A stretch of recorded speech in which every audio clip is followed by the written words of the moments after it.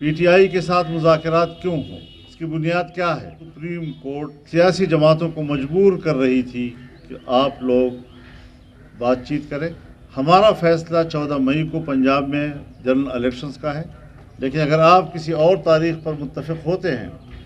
तो हम उसके मुताबिक फ़ैसला तब्दील करने पर आमादा हो सकते हैं, जिस पर मैंने डेरा इस्माइल खान में एक प्रेस कॉन्फ्रेंस की थी और उसके तमाम मंदरजात आपके सामने हैं कि सुप्रीम कोर्ट का फ़ैसला इस वक्त 14 मई के हवाले से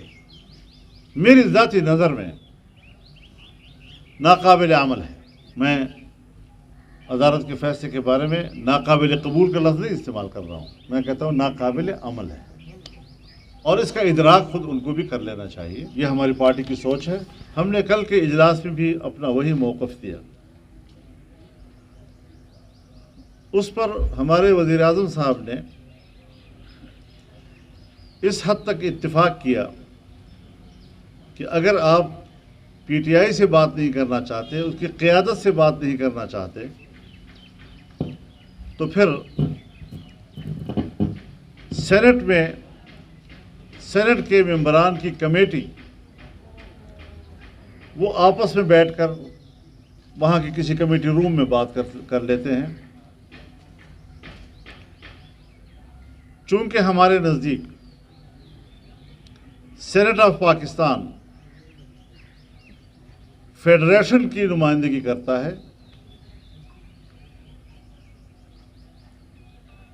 और हमारे मद्देनज़र यही रहा कि पाकिस्तान की पूरी तारीख़ में कौमी असम्बली और सूबाई असम्बलियों के आम इंतखाबात हमेशा एक तारीख़ पे हुए हैं,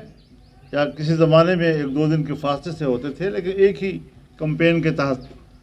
इलेक्शन हुआ करते थे। आज अगर एक सूबे में एक वक्त पर, फिर उसके बाद दूसरे सूबे में दूसरे वक्त पर, तो हमारी नज़र विफाक़ पाकिस्तान पर है, और विफाक़ पाकिस्तान हमारे आईन का बुनियादी ढांचा है,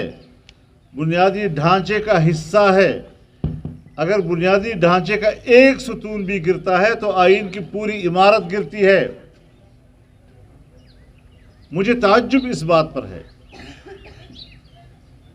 कि हमारी इंतहाई काबिल एहतराम अदालत उज़्मा क्यों 90 दिन के अंदर फंस गई, और क्यों उसको आईन के इस पहलू का अंदाज़ा नहीं है कि फेडरेशन को बचाना है। फेडरेशन को बचाना मुल्क को बचाना है। क्या हम सियासी तौर पर ये बात नहीं समझते कि अगर पंजाब में इलेक्शन हुआ आज, जो पार्टी पंजाब में कामयाब होगी फिर विफाक में भी वही कामयाब होगी, और एक सूबे की जो मोनोपोली है जिसको 18वीं तरमीम के ज़रिए ख़त्म किया गया, छोटे सूबों को मुतमईन किया गया, उस सब पर पानी फिर जाएगा और फिर 3 सूबे जो हैं वो एक सूबे के मुकाबले में आ जाएंगे। इन एहतमालात को सामने क्यों नहीं रखा गया? आज बड़ी अच्छी बात कही है, और मैं समझता हूँ कि आज का सुप्रीम कोर्ट का रवैया उसे हम एक मुस्बत पहलू से देख रहे हैं कि उन्होंने गैर मुअय्यना मुद्दत तक समाअत मुलतवी कर दी है, लेकिन ये कहकर कि जी मुज़ाकरात से हमारा कोई ताल्लुक़ नहीं, मुज़ाकरात से हमारा कोई वास्ता नहीं है, कि आज क्यों कहा जा रहा है? भाई हम समझते हैं कि आप ही की ज़िद थी इसकी, लेकिन फिर भी कि एक तरफ आप लोग सियासतदान आपस में बात करें, आप आपस में तय करें, हमारा फैसला अपनी जगह पर है, तो थोड़ा भी दिखा दिया, तो ये हथौड़ा ज़रा हटा दें। और मैं अपना मौक़िफ़ वाज़ेह कर देना चाहता हूँ कि ये सियासतदानों का भी मसला नहीं है कि सियासतदान आपस में बैठकर बात तय करें, ये इलेक्शन कमीशन का मामला है। हाँ, इलेक्शन कमीशन बाज़ औक़ात इलेक्शन के बारे में मुशावरत के लिए सियासी जमातों को बुला लेती है, तो उसका इख्तियार है।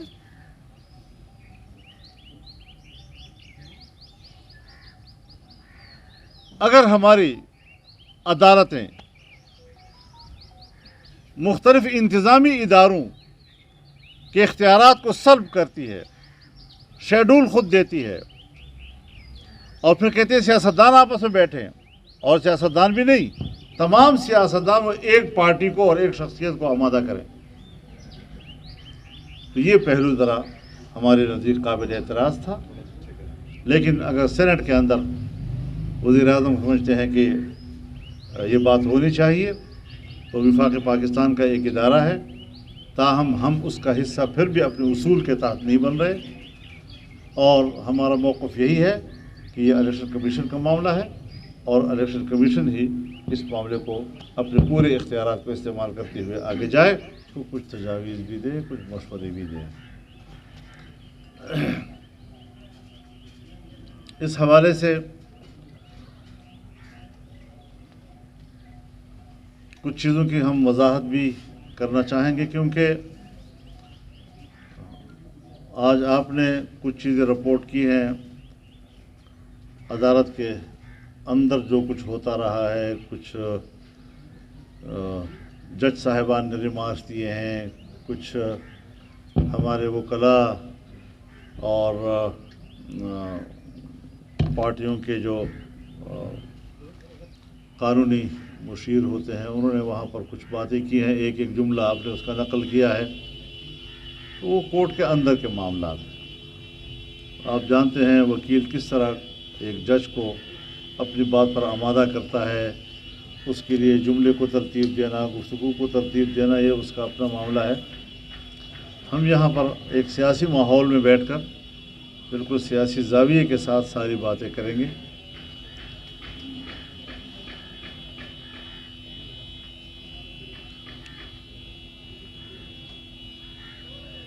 کل وزیر اعظم کی صدارت میں حکمران جماعتوں کے سربراہان کا اجلاس تھا، اور اس میں جو زیر بحث موضوع تھا وہ پی ٹی آئی سے مذاکرات کا تھا۔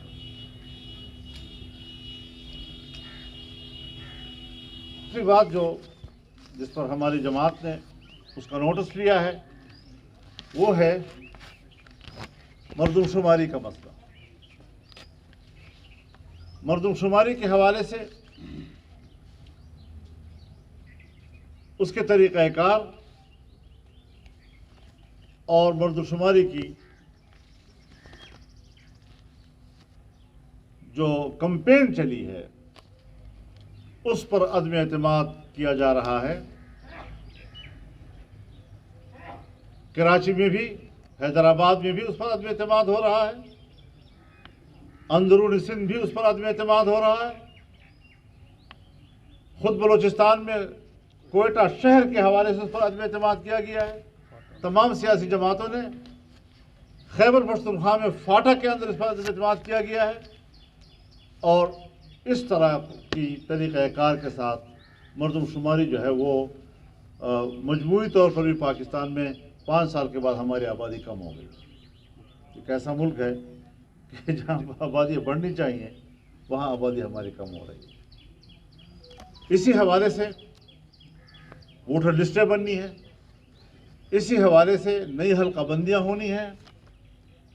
جس پر کل لوگوں کو اعتماد نہیں ہوگا، اور جیسے جبر کی بنیاد پر آپ ان سے ایک الیکشن کروائیں گے۔ لہٰذا